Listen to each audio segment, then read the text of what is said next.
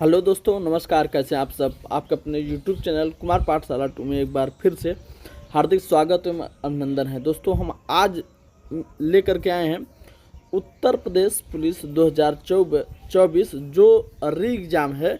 आप लोग भली भांति जान रहे हैं कि ये एग्ज़ाम आपका 23 अगस्त से लेकर के ठीक अंतिम अगस्त तक के बीच में होने वाला है। अभी एकदम क्लियर डेट नहीं निर्धारित है, मगर इसके बीच में होगा।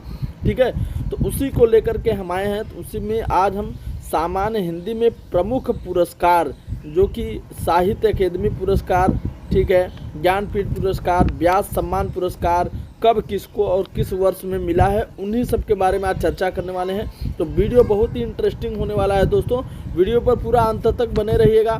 इससे संबंधित जितने प्रश्न हैं हम सब आपको कराएंगे। तो चलिए वीडियो को स्टार्ट करते हैं। अब देखिए, पहला हमारा क्वेश्चन है कि भारतीय ज्ञानपीठ पुरस्कार दिया जाता है। तो भारतीय ज्ञानपीठ पुरस्कार किन किन चीज़ों के लिए दिया जाता है। पहला है सभी भाषाओं के लिए, भारतीय भाषाओं के लिए, संविधान में मान्य 2 भाषाओं के लिए, केवल हिंदी भाषा के लिए। तो क्या है कि इसका भारतीय संविधान में मान्य यहाँ पर 2 ना होकर के क्या होना चाहिए 22। तो भारतीय संविधान में मान्य 22 भाषाओं के लिए दिया जाता है। तो इसका वाला ग वाला उत्तर आपका सही हो जाएगा। अब चलिए अगला हम देखते हैं कि वर्ष 2013 के लिए ज्ञानपीठ पुरस्कार किसे दिया गया। तो वर्ष 2013 के लिए ज्ञानपीठ पुरस्कार किसे दिया गया। पहला है पंत, दूसरा है ख नागार्जुन, तीसरा है कैलाश वाजपेयी और चौथा आपका है, यहाँ पर ये 4 होगा, यहाँ पर 3 होगा, मतलब क ख ग घ इस तरह से होगा। किसे दिया गया। तो 2013 के लिए जो दिया गया है वो केदारनाथ सिंह को दिया गया है। किसको दिया गया है, केदारनाथ सिंह को दिया गया है। अब तीसरा है ज्ञानपीठ पुरस्कार की राशि कितनी है। बहुत ही महत्वपूर्ण है, ये इम्पॉर्टेंट है, इसको ध्यान में रखे रहिएगा। तो ज्ञानपीठ पुरस्कार कितने राशि कितनी है, 4 लाख, 10 लाख, 11 लाख, 1 लाख। ये 1 लाख है यहाँ पर, ठीक, मिसप्रिंट हो गया है। अब देखिए चौथा नंबर का है, तीसरा नंबर का है। अब तीसरा का क्या है कि कितना दिया जाता है, 11 लाख रुपए। ध्यान दीजिएगा, ज्ञानपीठ पुरस्कार कितने का दिया जाता है, 11 लाख रुपए दिया जाता है। अब देखिए अगला है ज्ञानपीठ पुरस्कार प्राप्त करने वाला पहला हिंदी कवि कौन सा है। ज्ञानपीठ पुरस्कार प्राप्त करने वाला पहला हिंदी कवि, पहला है शंकर कुरूप सुमित्रानंदन पंत, जी शंकर कुरूप सुमित्रानंदन पंत, अज्ञेय और महादेवी वर्मा। तो चौथा नंबर का जो है वो कौन है कि सुमित्रानंदन पंत जी हैं, जो कि क्या प्राप्त किए हैं, ज्ञानपीठ पुरस्कार सबसे पहले पाए हुए हैं। ठीक, अब कह रहा है व्यास, ठीक, ज्ञानपीठ पुरस्कार की स्थापना किस वर्ष हुई थी। तो ज्ञानपीठ पुरस्कार की स्थापना देखिए कब हुई थी। पहला है 1960, दूसरा है 1965, तीसरा है 1966 और चौथा है 1955 में। तो कब हुई थी तो देख लीजिए, ध्यान दीजिएगा, सन 1965 में हुई थी। इसको एकदम से भूलिएगा मत, ये बहुत ही महत्वपूर्ण है, ये भी बहुत इम्पॉर्टेंट सवाल है। ठीक, चलिए हम अगला चलते हैं। अब अगला हमारा है नरेश मेहता को ज्ञानपीठ पुरस्कार किस रचना पर प्राप्त हुई थी। ठीक, तो नरेश मेहता को ज्ञानपीठ पुरस्कार किस रचना पे प्राप्त हुई थी। पहला है महाप्रस्थान, संपूर्ण रचना कर्म हेतु, वन पाखी सुनो, संशय की एक रात।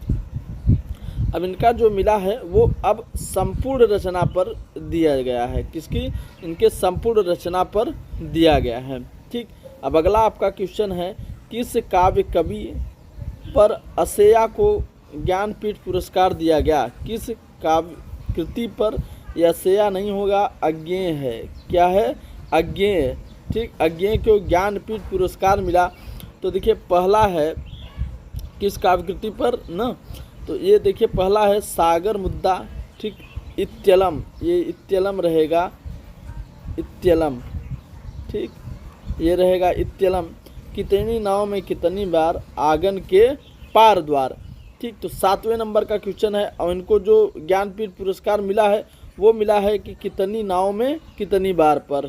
ठीक, चलिए हम अगला क्वेश्चन देखते हैं कि रामधारी सिंह दिनकर को किस कृति के लिए ज्ञानपीठ पुरस्कार दिया गया। रामधारी सिंह दिनकर को किस कृति के लिए ज्ञानपीठ पुरस्कार दिया गया। तो पहला है उर्वशी, ठीक, दूसरा है कुरुक्षेत्र, तीसरा है हुंकार, उसके बाद है रसवंती, ठीक। तो इनको किस पर दिया गया, तो इनको उर्वशी पर दिया गया है। किस पर दिया गया है, उर्वशी पर दिया गया है। अब देखिए अगला कह रहा है ज्ञानपीठ पुरस्कार से सम्मानित नहीं किए गए कवि हैं।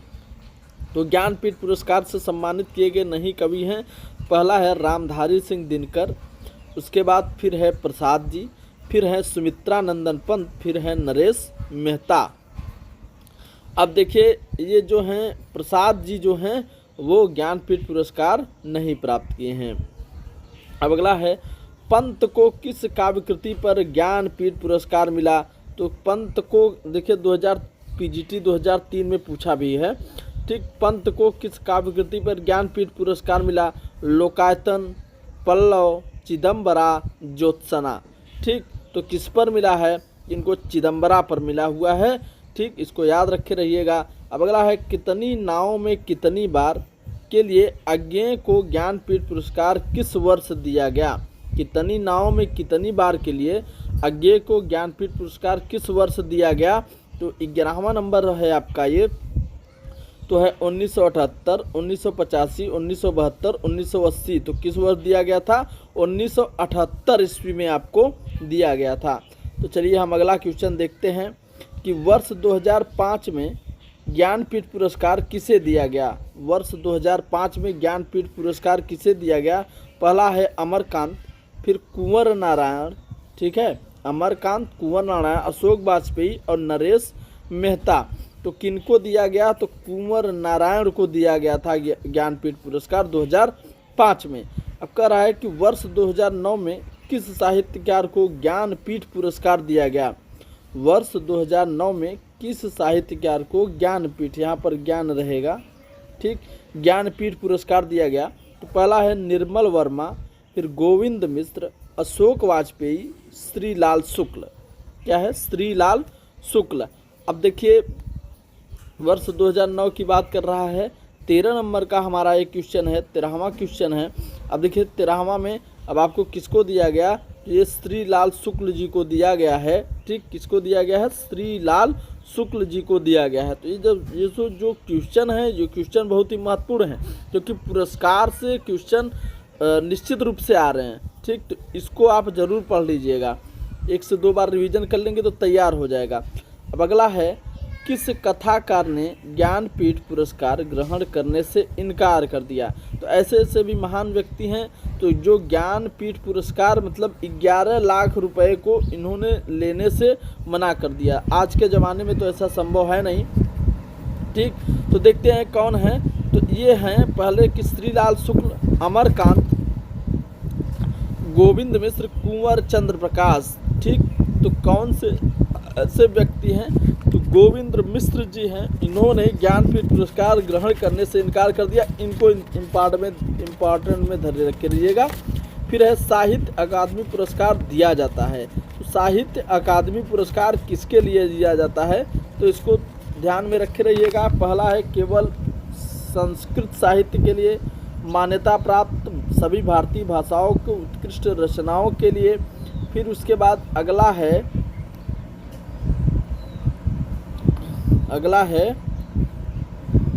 क्या है कि अब देखिए किसको दिया जाता है, मान्यता प्राप्त भारतीय भाषाओं के सर्वोत्तम रचनाओं के लिए, केवल बांग्ला साहित्य के लिए।